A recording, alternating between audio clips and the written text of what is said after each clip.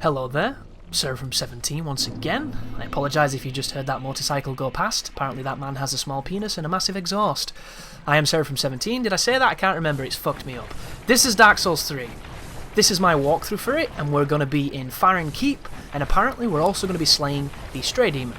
So plenty of stuff to be discovered in this particular video. Hopefully you'll join me for the full duration of it. So immediately I go through the swamp using the dagger to get the extra speed because of the movement penalty is quite steep, and we hit the first of the torches. Post every torch I'm going to Homeward Bone back, potentially, depending on the path I choose here, and then I'm going to go for the next one. And we're going to do it like that. And the good way of doing it this way is you always get your bearings, and if you do it this way a few times, you will understand the geography of this swamp and you will never get lost and never know not where to go.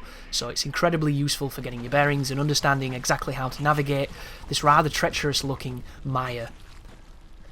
But I have a book next to me published by Primer that's going to tell us some enemy informations here. We're going to learn some names, I'm going to learn some variables and some drops for the people who are interested and can't be asked to do the wiki Google. It might take me a while to find it because it's not set out in the best way, but here we go. Farron Keep. Here is the next torch. Light it and get ready to get the hell out of Dodge as those grooves try to tickle my anus with their daggers. But we're very strong, so we can fight back. So, these enemies are called grooves, if you didn't know. And they can drop rotted spears, rotted curved swords, rot shields, titanite shards, poison gems, rotted pine resin, wolf's blood, swordgrass, and blue bug pellets, sorry. The Conjurer, who's the dude who casts poison, he's almost identical. Their weakness, by the way, is fire. Universally fire. I don't know if it makes them dance. This guy's a tosser. I don't like this one. He's naked, and he jumps on you, and he's just not good. He likes to cuddle, and I don't want to cuddle. So kill him with as much ferocity as you can, because he's really dangerous. But the mad one, I think he counts as the mad one. He has a little bit extra life, and he drops heavy gems, and pretty much none of the weapons but all the other shit the other guy drops. Of course in this area we've got Black Knights, but we're not going to be bumping into him. We also have Basilisks, which are the Curse Frogs, if you don't know their full name. They drop moss fruit, and they have no weakness apparently. Then we have the Elder Grooves. The Elder Grooves are those giant ones that do the weird, scary, spooky skeleton skulls. That's very reminiscent of Martyr Ligarius from Bloodborne. These guys are douches. They have 830 HP, and they're once again weak to fire. I don't know if fire makes them dance, but it's something worth checking out. They drop poison gems, heavy gems, embers, stone great shields, Faris's hat, and the black bow of Faris. That'll be a certain one if you kill it. And then we have the Dark Wraiths. The Dark Wraiths have 692 life. They give you 2,500 souls. They drop all the dark equipment, pale tongues, and cracked red eye orbs. They have no weakness though, so be very careful. They are especially dangerous. And then we have the Stray Demon, who has 2,000 HP, drops 5,000 souls, and his weakness apparently is strike, and he's resistant to fire and lightning. But if you've played this zone a few times, you know exactly what I'm doing. I've ran through the area, picked up a few things, opened up the doorway to the Abyss Watchers. Now I'm going to go to the Stray Demon via the old watchdog of Farron, which is a pretty unique bonfire, because it allows you to go to an area that you don't have to go to, and it also enables you to get some quite early ash, which is quite nice, which is just through here. Additionally, we've got a secret boss, who's technically not a boss, even though the Stray Demon in previous Souls games was definitely a boss, but this one doesn't have a life bar. He's still pretty tricky and he can kill you, so be very careful. But here is one of the easier to find secret bonfires or more hidden bonfires, because you do not have to come this way. I'm going to use an ember, and then we're going to take on this bad boy. So my thoughts on the Stray Demon in this game: he's very, very simple until he grabs you. If you do not see the grab, and it's admittedly very fast, it can put you in a world of hurt, because at a distance, this guy will destroy you. Up close, his moves are slow, very highly telegraphed, and easy to dodge, but that does not mean he cannot kill you. The first time I fought this guy, I think I no-damaged him, but he can still kill you, it doesn't matter. It's Dark Souls, guys. Every so often you're going to have either a bad run, or you're going to have one of those runs where nothing goes your way. So my advice, stick to his gunt, which is a combination of two words, gut and cunt. So kind of just go for his groiny area, near his belly. But if you see that, do not be anywhere near it. It's incredibly quick and it does big damage. Everything else, telegraphed. He's very similar to the old Demon King in his moveset. So the way he slams his staff, the way he moves sometimes, very reminiscent of that boss if you understand it. Of course they are different, but certain patterns are the same. But there goes the Stray Demon, there's the Great Axe, here's a couple of the things to pick up, a couple of the sundries of this particular area. And this is a great area to do any kind of fight club or any kind of organised fighting in, because there's a dedicated bonfire and there is a massive arena, so I really, really enjoy this area. Plus it looks great. I wish there was more to it. It'd be really, really cool if there was, and I've got high hopes for the DLC, because I feel like the only things lacking in Dark Souls 3 at the moment are just certain small things here and there, and the DLC could come along and swoop away all of those criticisms that I have. But here is where there is a slumbering dragon, there's a bunch of shields and a couple of crystal lizards, so I'm going to do the exploit on the lizards by running away from him to kite him to the left, and then I'm going to put him up against a wall and I'm going to kill him. The second guy might have already aggroed, and he can be kind of harder to hit, especially if he goes through the graphics. Every so often the lizards have an ability to just lag out, the little cheating bastards really.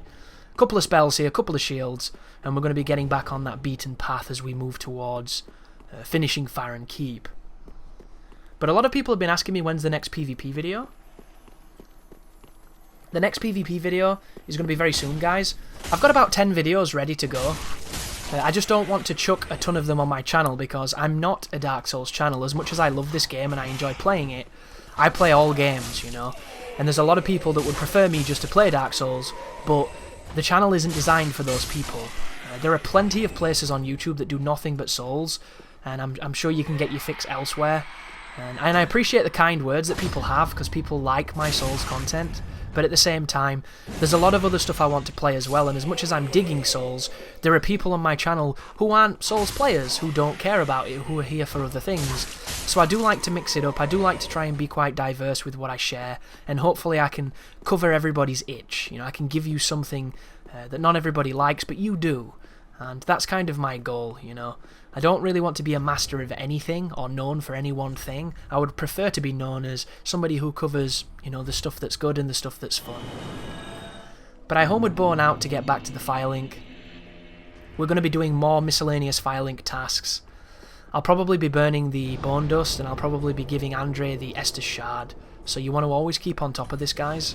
The only reason I'm leaving this stuff in is once again for the people who might not be as experienced as you watching right now, who don't know to do this every time, don't even know what the Bone Dust does, don't know to give Andre those embers. We need to appreciate that not everybody knows as much as we do, and assuming everybody does is a mistake, because you're going to ostracize those poor people who want to get into the game but don't understand it as well. So my goal for this walkthrough is to try and have some appeal for all skill level players.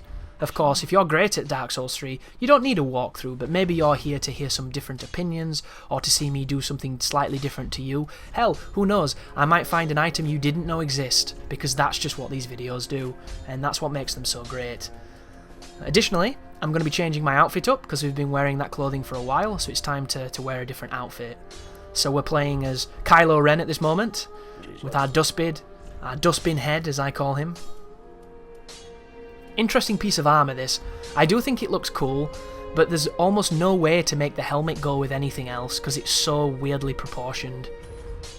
We're a little bit more upgrading, a little bit more reinforcing, checking out some damage variables, checking out the various infusions. There's the Great Corvian Scythe. That's a pretty fun weapon. Definitely worthwhile if you're going to be playing around with scythes. Are we going to upgrade any shields? I don't think I will. I don't use a shield in this run. Only for, like, do I use a shield? I might use it for the Grass Crest effect, but you're not going to see me with a shield on. Oh, that's something as well.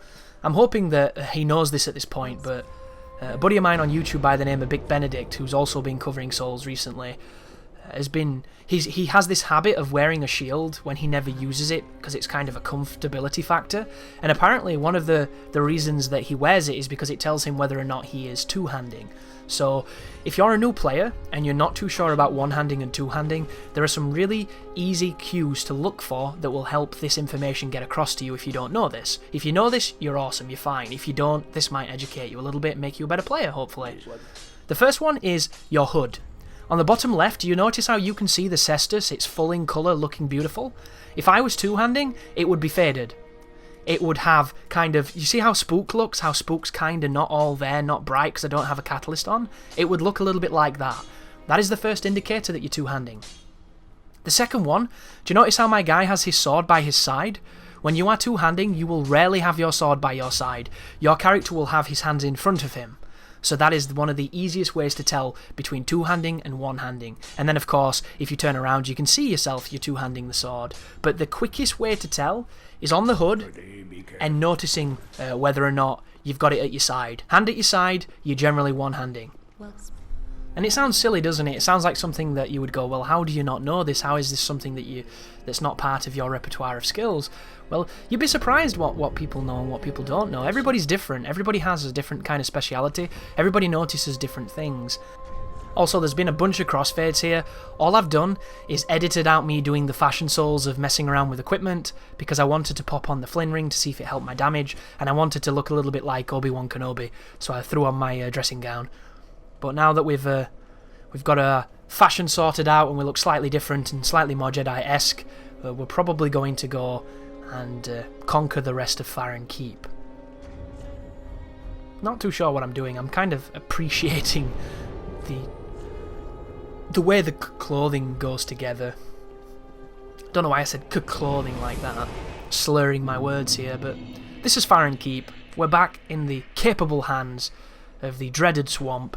For the people wondering, this is the equivalent of perhaps Blighttown or the Valley of Defilement in Dark Souls 3, only I don't think it's anywhere near as bad as those areas, because you can see. That's a big thing. The ability to see is massive, and in those two areas I just mentioned, they use draw distance and darkness as a weapon against you. In this one, not so much. This one's just movement penalties galore, and it's kind of big and intimidating, but it's actually not too bad.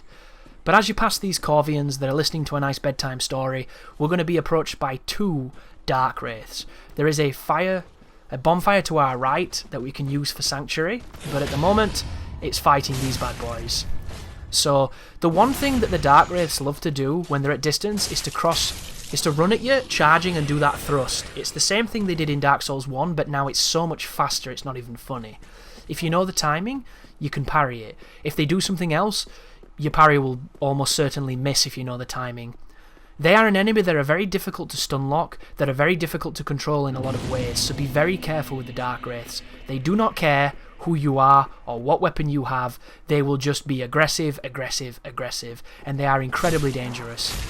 But they're worth fighting because there's a ton of souls they drop, and they also drop some good gear, and one of the best straight swords in the game when it comes to, exploiting latency.